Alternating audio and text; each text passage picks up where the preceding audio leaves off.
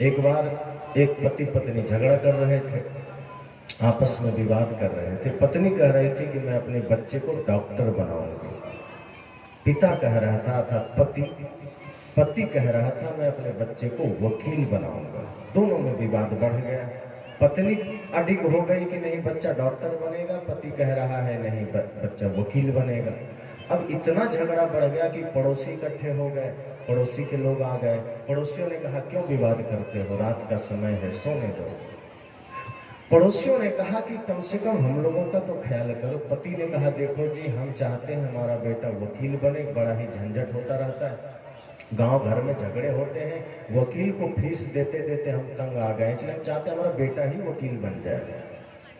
पत्नी कहती है कि मेरे दांत में दर्द रहता है, कभी सिर में दर्द रहता है, डॉक्टर का फीस भरते भरते परेशान हो गई, बेटा ही डॉक्टर बन जाए कितना अच्छा होगा, इसलिए मैं चाहती हूँ बेटा डॉक्टर बने। पड़ोसी ने कहा अच्छा ठीक, एक बार अपने बेटे से पूछ लो वो क्या बनना चाहता है। का बुला अपने बेटे को। दोनों मिलकर कहता है पति पत्नी, बेटा तो अभी पैदा ही नहीं हुआ है। कहा जो पैदा ही नहीं हुआ है उसे तुम डॉक्टर बनाना चाह रहे हो, जिसका अभी आविर्भाव ही नहीं हुआ, जो धरती पर आया ही नहीं, उसे तुम वकील बनाना चाहते हो।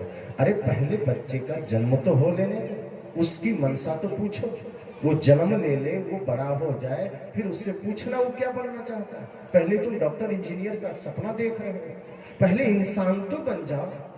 भक्त भगवान विद्वान कवि तो स्वाभाविक गुण है आपके, आ जाएंगे, वो तो भीतर से प्रकट हो जाएगा।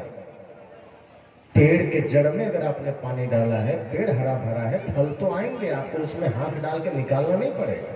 फल के लिए आपको कुछ नहीं करना है, आपको सिर्फ पेड़ का ध्यान रखना है, आपको सिर्फ पेड़ को हरा भरा रखना है। संत कहते हैं पहले इंसान तो बन जाओ। अभी तो हम इंसान हैं कहाँ, अभी तो अपने अलावा देश समाज की चिंता ही नहीं होती, अभी तो अपने लिए जीते हैं, समाज के लिए नहीं जीते। आप पता ही नहीं कब आंखें बंद हो जाएंगी, कब इस दुनिया से जाना हो जाएगा। जब जाते समय कोई हिसाब पूछेगा क्या करके जा रहे हो, तो पता चलेगा हमारा पूरा रजिस्टर खाली है, और भरा है तो पाप से भरा है, राष्ट्र के लिए मानवता के लिए हमने कुछ नहीं किया। और जिस जीवन में कब दिया बुझ जाए, कब जीवन का दीपक बुझ जाए, कब जीवन कि सांसें रुक जाए, उस जीवन में इस तरह हाय तौबा मचा के जीना, पाप की कमाई कमा के जीना, ये तो फिर मूर्खता ही है। संत कहते हैं काम ऐसा करके जाना, कमाई ऐसे करके जाना कि आप संतुष्ट होकर जाएं, निश्चिंत होकर के जाएं। नहीं तो प्राण निकलेगा। अपने माता पिता के साथ आपने यही तो किया है कि प्राण निकला, दादा दादी किसी का भी जिसके घर में प्राण निकला, आपने उन्हें दाह संस्कार कर तो दिया, सप्ताह 15 दिन में आप भूल गए। अपने लोग भी भूल जाते हैं, पड़ोसी और दुनियादारी क्या याद करें। साहब कहते हैं काम ऐसा करके जाना कि अरे अपने तो अपने, पराये भी आपको दिलों में रखने के लिए मजबूर हो जाए।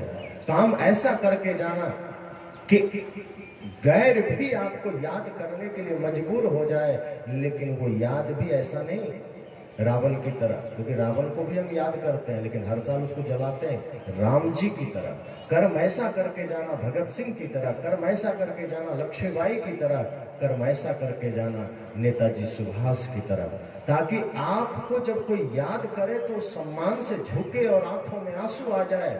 100 साल बाद भी आज जब नेताजी सुभाष के बारे में हम लोग पढ़ने लगते हैं तो आंखें डबडबा जाती है कि क्या लोग रहे होंगे।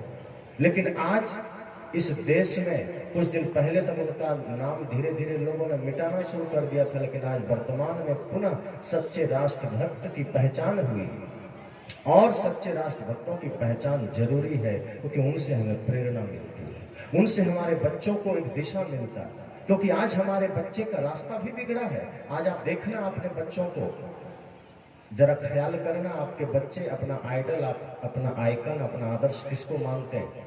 कहीं आपके बच्चे किसी हीरो हीरोइन, किसी क्रिकेटर को अपना आइडल तो नहीं मान बैठा है। अगर ऐसा है तो आपको सजग होने की जरूरत है, आपको जागृत होने की जरूरत है, क्योंकि आपके बच्चे का आइडल कोई हीरो नहीं होना चाहिए, अर्थात कोई फिल्मी हीरो नहीं होना चाहिए, असली हीरो होना चाहिए। या तो भारत की सेना होनी चाहिए, भगत सिंह, चंद्रशेखर आजाद, या रामकृष्ण बुद्ध महावीर कबीर होना चाहिए। अगर इसको आपके बच्चों ने अपना आइडल माना है, इन लोगों को आपके बच्चे ने अपना आइकन माना है, तो निश्चित मानिए पुनः घर घर में भगत सिंह जैसे पुत्र का जन्म होने की संभावना है, पुनः घर घर में श्रवण कुमार जैसे पुत्र के होने की संभावना है। और अगर आप थोड़ी सी चुप कर बैठे, यही शिक्षा आपको माता सीता से लेना है। राम जी नहीं थे वहां, लक्ष्मण जी नहीं थे, पर माता सीता ने संकल्प लिया कि मुझे अपने लव कुश को इतनी शक्ति देनी है, इतना चरित्रवान बना देना है, इतना विद्वान बना देना है कि कोई ये न कहे कि राम का पुत्र है और कैसा है। और वो किया माता सीता ने। इसलिए वेद के ऋषियों ने माँ को निर्माता कहा है, माता निर्माता भवती, माँ निर्माण करती है अपने बच्चे को। माता सीता ने लव कुश को इतनी शक्ति भर दी, इतना संस्कार भर दिया, इतना विद्वता भर दी कि अयोध्या की वो सेना, राम जी की वो सेना जो लंका को भी ध्वस्त करके आई थी, वो लव कुश से हार गई।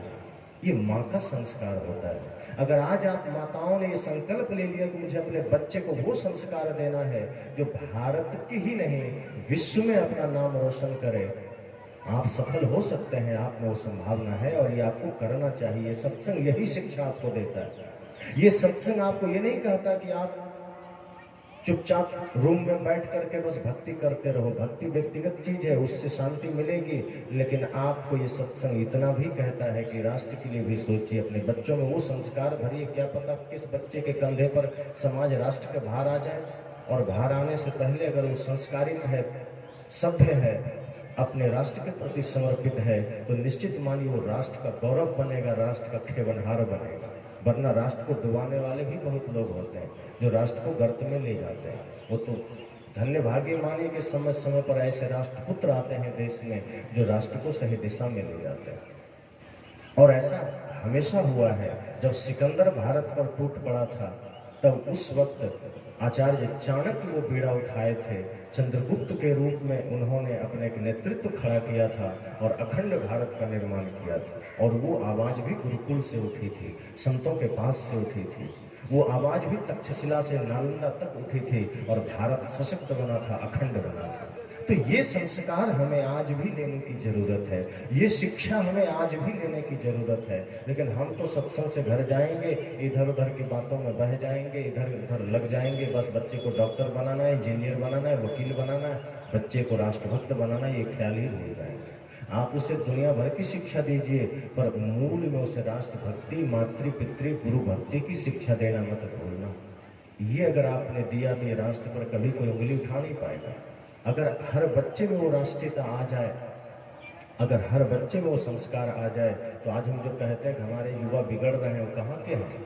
आज अगर आप समाज में कहते हैं क्या करें, हमारे देश के, हमारे समाज के युवा तो पथभ्रष्ट हो रहे हैं, वो युवा कहाँ के हैं? क्या डायरेक्ट आकाश से उतरे हैं? क्या पाकिस्तान से आए हैं? आपके ही बीच वो पलते हैं, बढ़ते हैं, और कमियां आपके ही द्वारा प्रकट होती है। माता पिता थोड़े से ढीले होते हैं, थोड़े से शांत होते हैं, अपनी स्वार्थपरता के जीवन में लग जाते हैं, बच्चों के प्रति से थोड़ा ध्यान हटता है, आपके बच्चे का मार्ग बदल जाता है। वही बच्चे जिसमें शुभ लक्षण आ सकते थे, वो बच्चे जो देशभक्त बन सकते थे, वो देशद्रोही बन जाता है और आप कुछ कर नहीं सकते।